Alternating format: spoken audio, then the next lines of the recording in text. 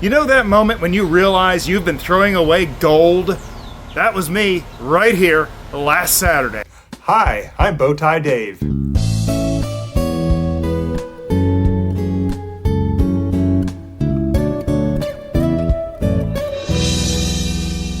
Hey y'all, Bowtie Dave here, and we're going to be diving into compost, both literally and metaphorically. A week ago today, Mrs. Bowtie weeded the garden. Some of y'all saw that garden tour that came out, and it was exciting because we got a ton of weeds out of it. Also, I've been mowing and clearing a property, so we've got this, tons of leaf mold, grass, and cans of just wonderful stuff that we can throw into our compost, and I wanted to share it with you. Can we turn all this chaos into soil treasure? Well, let's find out together. Here in Zone 9B, the panhandle of Florida, that's Destin, Florida, we heat up pretty fast, and compost can break down quickly, but you have to feed it right. Things like leaf mold, like this, is browns. Things like grass and kitchen scraps, that's going to be your greens. These are the important things to know when you're feeding your compost. We buried this treasure last spring. Arr, the squash be twice the size of my head. Now, some people avoid composting weeds, especially if they're spreaders, like dollarweed or things that have gone to seed. Maybe avoid them if you don't want to. Now, we're going to do something in a few minutes and try an experiment. For now, we're going to not include these things. If they're fresh pulls, things that you've just pulled out and they don't have seeds, toss them in there. I always do. Now, this is decades-old leaf mold from a property we're clearing, and it smells like forest floor and success. I have 4 cans worth of it. Now, let's talk ratios. The basic rule is 2 to 3 parts browns to every 1 part green. Think of it like making soup. You want richness, not slime. If it smells sour, you probably added too many greens. And here's where it gets good. What matters most is the feel of the pile. If it's too wet and mushy, add more browns like dry leaves or shredded paper. If it's bone dry and nothing's happening, time to water it or toss in some greens. And yes, grass clippings that were once green, if dried out, they count as browns. Not about the color, but about the carbon. Freshly cut grass is considered a green in composting because it's rich in nitrogen. Let it dry and it turns into airflow, friendly brown gold. It balances wet kitchen scraps beautifully and keeps your pile breathing. Now, just for this video, I wanted to do a special experiment. I call it the solar weed sauna. Some of you may remember that I did this with some soil that got really bad and I needed to bake it and sterilize it because it had stuff growing in it that was not beneficial. Well, now I'm testing whether green weeds can dry out in a single sunny day using just a few pieces of wood and a piece of glass. So I came out here, looked around, and decided, you know what? I needed to cut the grass because we're making a compost video. Set up the table, a couple of good trash bags. These are contractor bags that I use, and I made sure to keep them good so that I could use them again because I don't want to trash these things just yet. Strap some boards on here, put the weeds in the middle, and a piece of glass on top, and we have a solar weed sauna. We'll check back in on this later, but I have a temperature gauge in here, and you can see how hot the temperature is getting already. And this thing hadn't been here for a whole hour yet. We trap heat, steam off the moisture, and turn greens into usable browns. If this works, it could be a fast way to tame those wild greens. And if nothing else, it's oddly satisfying to squeegee compost juice. Now, we'll talk more about temperature in a little bit. Things like this dollarweed in here, that's going to get killed off by this heat. This is a whole big bundle of dollarweed, other grasses, and other seeds that are going to be baked and killed off. Now, don't forget your kitchen scraps. It's basically a buffet for those compost critters. These are the treats that get the worms dancing. Ground coffee and filter, banana peels, apple core, crushed eggshells, tea bags, veggie peels, old rice, cereal, and even stale bread. Even the bunny approves. Just avoid meat, dairy, and anything that smells like regret. And of course, Grinch has his opinions too. Plastic bags, plastic jugs, any Mylar containers. Medical waste. Avoid all these at all costs. Now, today is kind of a unique day because I have all the ingredients sitting right here. When it comes to the order of putting things in for a no-flip kind of compost bin, here's what's important, folks. Mix them in as you go. When I've got a whole bunch of ingredients here, I decided it's time to cut the grass and make some more greens. But if I'm just adding to the compost bin day after day, as I normally would, event after event, maybe I'm weeding the garden beds one day, maybe I'm collecting leaves, maybe I'm cutting the grass. They all go in the order of things that happen, and it ends up being a pretty well mixed pile that doesn't need flipping. And that, my friends, is exactly what I'm trying to accomplish. A little less work for me. One major ingredient that I want to mention is old cardboard. We all get stuff shipped to us from Amazon and everything else, and we end up with a lot of these cardboard boxes. Folks, this is compost gold. Browns in the making, just being delivered to your door all day. Some people will tell you you have to shred these up. If you've got a compost bin, you probably have worms. Not sure? Flip it around a little bit and see how far you have to go before you see worms. There's worms everywhere. Worms love this stuff. And inside about 3 months, even less in some cases, the worms will totally degrade this down to nothing. The only thing that you want to be careful of is making sure there's none of that plastic tape or staples in there. Now the staples, not for the health of the garden, but so you don't get it stuck in a finger when you're doing the compost. And the plastic tape, of course, is so we don't get plastics in there, and try to avoid that.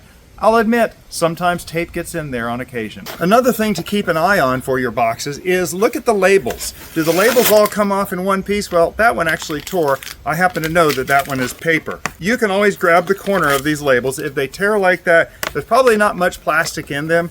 And then occasionally you'll get one that peels off real clean and you can tell it's a plastic label. I don't even shred these up. I just take them, set them in the compost. Now these are great for when you have a compost pile that's too wet, because these things will add aeration and drainage to your compost bin. Now this kind of tape right here, this is a paper tape. It has fibers in it for strength, but that is a very small amount of those fibers, and between you and me, I don't worry about those. It's actually mostly biodegradable tape. You can keep an eye on your compost bin if you wish to. I talked about one of these moisture meters in a garden tour a few months ago and how they work very simply, and they don't cost very much at all, and it can help you just find out if you've had moisture in there. If the moisture is getting low, it will tell you. If the moisture is way high, you can add some browns. Additionally, we have my $12 thermometer, and this is a 16-inch long thermometer. There's actually a link to this down in the description below to Amazon, and if you use those Amazon links, you actually are supporting Bowtie Life when you use the links. Now, you don't even have to use this. Basically what happens is when you click one of those Amazon links, everything you buy in the next 24 hours, we get a small credit for, and you're helping to support Bowtie Life and to grow our resources. That way we can bring more projects for you and maybe some inspiration as we tour the garden every single month. One final word about this corrugated cardboard is if your pile is getting too wet, you can actually put one of these across the top of your bin.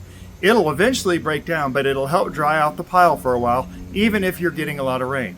Now we actually have an irrigation head just off camera here to your right, and it's about 6 foot high, and it covers this whole area. This compost bin is just barely on the edge of that, and it gets irrigated about every other day. Occasionally, if we've had too much rain, like the past 72 hours, we've had between 7 and 9 inches of rain on this property. The compost pile can get too wet, and I can put that piece of cardboard on there, and it'll help dry out under there as it sheds any new water that comes in the garden. Of course, the big reason I like that cardboard is I don't have to give it another thought. I can just add my next stuff on top of there. It will break up.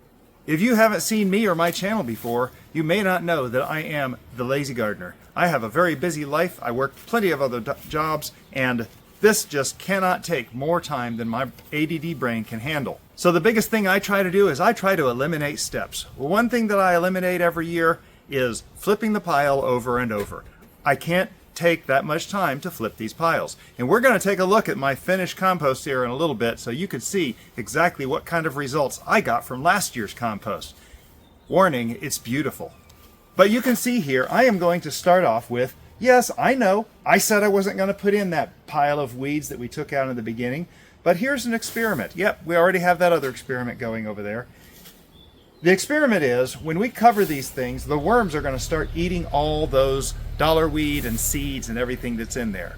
Key thing here, the heat of the compost pile is what kills seeds and spreading weeds. We're going to encourage all those little microbes in there to take care of this for us. Now I am going to do something special. I'm going to put these weeds right here in the middle of the pile, and I'm going to surround it by the other stuff that we have here. The leaf mold, the grass cuttings, and everything else I can possibly gather.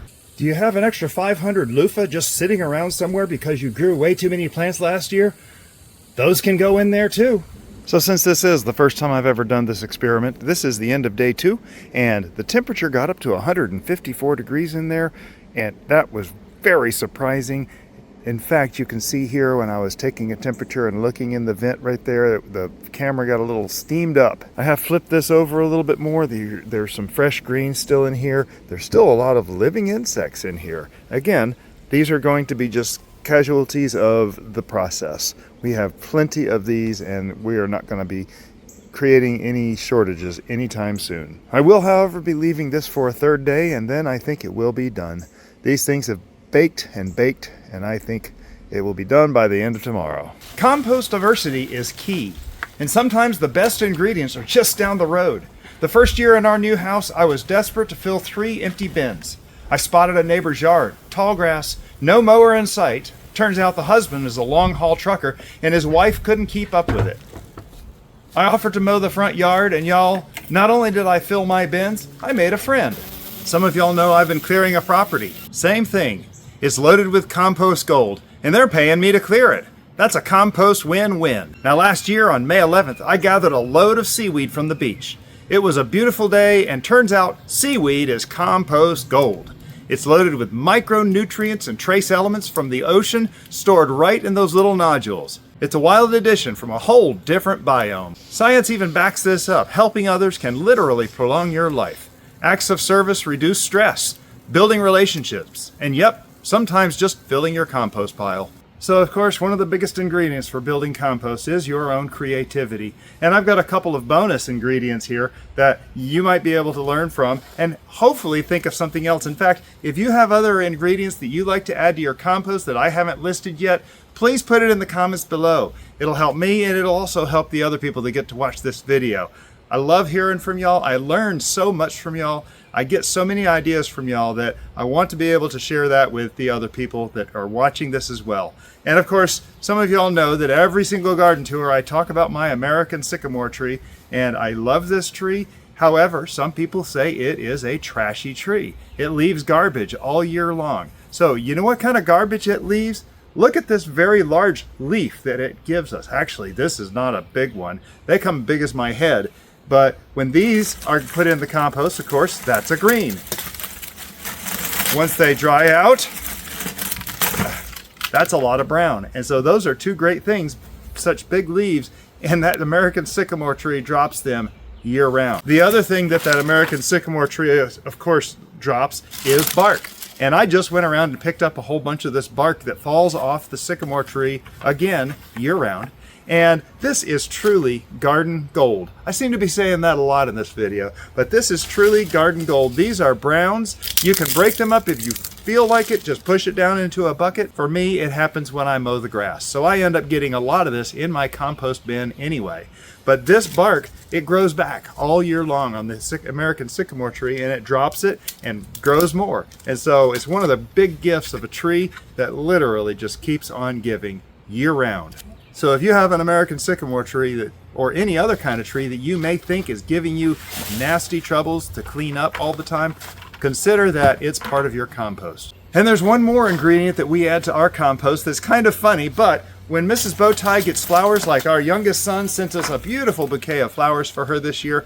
There were roses. It was huge. It was gorgeous. It's probably the prettiest bouquet she's ever gotten, counting all the ones I ever gave her. You know where this goes? A lot of people throw this in the trash. The next time you get that wonderful bouquet of flowers, don't throw it in the trash. Add it to the compost bin. The next time you're trimming other stuff in the garden, like all these yarrow that are spent and laying over, don't throw them in the trash, of course. Don't even leave them on the roadside. Add those to your compost as well. Now this newer compost pile is still warm underneath.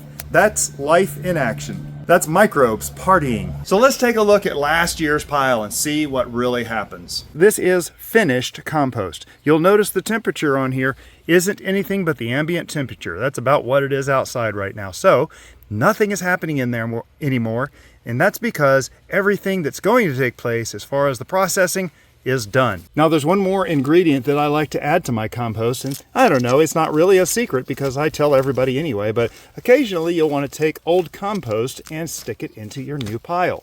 What that means is this stuff, yes, this stuff I'm digging into right now, this is going to be part of the new compost bin. And looky there, there's a young, that's the smallest worm I think I've ever seen. That is so cool. I'm gonna toss him in the old bin, in the new bin. But notice the darkness of this, the smell of this. If we had smell-o-vision, you would be smelling nothing but the forest floor right now. This is beautiful stuff. It's kind of fluffy. I can squeeze it. There's no extra water coming out of it. Holds a clump real well, and it breaks up real easy. I do mix this stuff with the horse bedding compost, which has a bit of wood chip in it, so that gives it a little more fluff. Now you'll notice in the strata here, there are layers of sand. That right there is from when I added the seaweed to this, because the seaweed came with a lot of sand. But the big thing is just noticing how beautiful, how rich this stuff is. That's all complete, ready to go in the garden. And of course, we saw the results of this with our tomato compost experiment, where the first 3 Principe Borghese tomatoes I grew, they were stunted because I forgot to add some compost to it. That third one that I planted, in just a few weeks, it was triple the size of the smaller, older tomato plants. This is the stuff that I've been feeding it. And you'll notice there's not a lot of bugs in here. That's because this is completely processed. Folks, this is the ultimate goal. This is your compost. Last year's compost is the food for your garden this year. So what's the weirdest thing you've ever put in your compost? Tell me in the comments below. This compost down here that's finished, we're gonna be putting on our beans here in the next few days. So if you have not subscribed yet, please do so you don't miss a thing that's coming out. And always remember, your garden doesn't have to be perfect. It just has to be yours. Y'all have a blessed day.